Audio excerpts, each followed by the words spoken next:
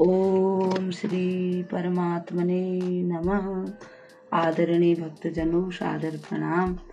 हम आज आपको श्री भक्तमाल में से श्री हरि नाम यानी कि श्री हरि नाभ मिश्र जी की कथा सुनाएंगे। श्री गणेशाय नमः, श्री सरस्वत्यै नमः, श्री सद्गुरुदेवाय नमः। भक्तजनों, नाभाजी महाराज वर्णन करते हैं कि सत्संग में जाने से, सत्संग सुनने से कितने भी बिगड़े हुए बच्चे क्यों न हो, मनुष्य क्यों न हो, उनकी बुद्धि सुधर जाती है। संत जन कहते हैं, बिनु सत्संग विवेक न होई, राम कृपा बिनु सुलभ न सोई। ऐसे ही इन संतों ने एक ब्राह्मण को आज्ञा दी। इनका ब्राह्मण देवता का पुत्र बड़ा बिगड़ गया था और सत्संग में भेजने से उसकी बुद्धि सुधर गई। अब हम नाभाजी द्वारा वर्णित इस कथा को सुनते हैं। नाभाजी महाराज वर्णन करते हैं कि श्री हरि नाभ मिश्र नाम के एक बड़े साधु सेवी उपदेशक संत हो गए। ये परम सुशील, सदाचारी, साधु सेवी एवं सच्चे उपदेशक थे। जिस समय इनकी भगवान की कथा सुनने के लिए लोग बैठते थे, जब ये भगवान की कथा करते थे, उस समय श्रोताओं यानी सुनने वालों को अपने शरीर का भी ध्यान नहीं रहता था। वे इतने कथा में तन्मय हो जाते थे। इनके उपदेश सुनकर अनंत जीवों का कल्याण होता था। एक बार एक ब्राह्मण इनका शिष्य था। उसने इनसे आकर प्रार्थना की, कहा, भगवान, मेरा एक पुत्र है, वही कुसंग में पड़ गया है, मेरे समझाने से भी नहीं मानता है। आप कृपा करके कोई उपाय बताइए जिससे उसका उद्धार हो। श्री मिश्र जी ने कहा, उसे मेरे पास भेजा करो, यहाँ आएगा तो उसे सत्संग मिलेगा, मैं समझा बुझाकर उसे ठीक कर दूंगा।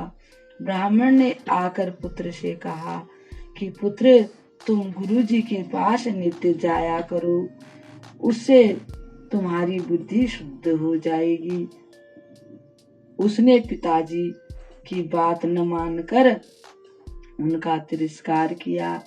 कहने लगा, मैं सत्संग मुझे अच्छा नहीं लगता, खाली साधु बाबा लोग कुछ कुछ गाते रहते हैं, उसमें मेरा मन नहीं लगता। उसे सत्संग में जाने में बड़ी चिढ़ थी। ब्राह्मण ने आकर कहा कि गुरुदेव, मैंने बहुत समझाया, परंतु उसने तो उल्टा मुझे ही समझा दिया। तब इन्होंने कहा, गुरुजी ने, तुम चिंता मत करो, अब मैं ही कोई न कोई उपाय करूंगा। एक दिन ऐसा संयोग बन पड़ा कि उन ब्राह्मण देवता का पुत्र आश्रम के समीप से होकर कहीं जा रहा था। थोड़ा सा जल गुरुजी ने उसके ऊपर डाल दिया। जो सत्संग सुनते समय कलश भरा होता है, उसमें जल का एक लोटा रखा जाता है, उसी जल को उसके ऊपर छिड़क दिया।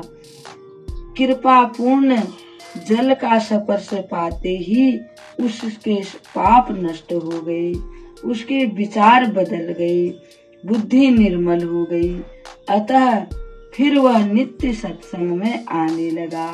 धीरे धीरे श्री मिश्र जी की रसमयी कथा को सुनने की उसको आदत पड़ गई। अब तो वह कुसंग और दुराचार से बहुत दूर रहने लगा। वहां जाना तो क्या, उन लोगों का नाम लेते हुए भी वह कतराने लगा। अब कथा सत्संग के बिना उसके मन में चैन नहीं पड़ता था। कथा के बगैर वह रह ही नहीं सकता। वह श्री विष्णु भगवान का अनन्य भक्त बन गया। और उन्हीं की सेवा में उसने सारा जीवन व्यतीत कर दिया। भक्तजनों, ऐसे श्री हरिनाभ मिश्र को प्रणाम करते हुए हम इस कथा को यहीं पर विराम देते हैं। अगर किसी के बच्चे बिगड़ गए हों तो वो भी इस कथा को सुनने से हमें यह प्रेरणा मिलती है कि सत्संग में कितनी ताकत है।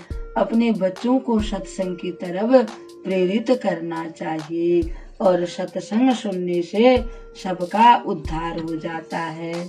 सत्संग में ज्ञान की बातें बताई जाती हैं, जीवन जीने की कला सिखाई जाती है। अब इस कथा को हम यहीं विराम देते हैं। कल एक और कथा के साथ आपके सामने उपस्थित होंगे। तब तक के लिए हम आपको प्रणाम करते हैं। ओम श्री परमात्मने नमः।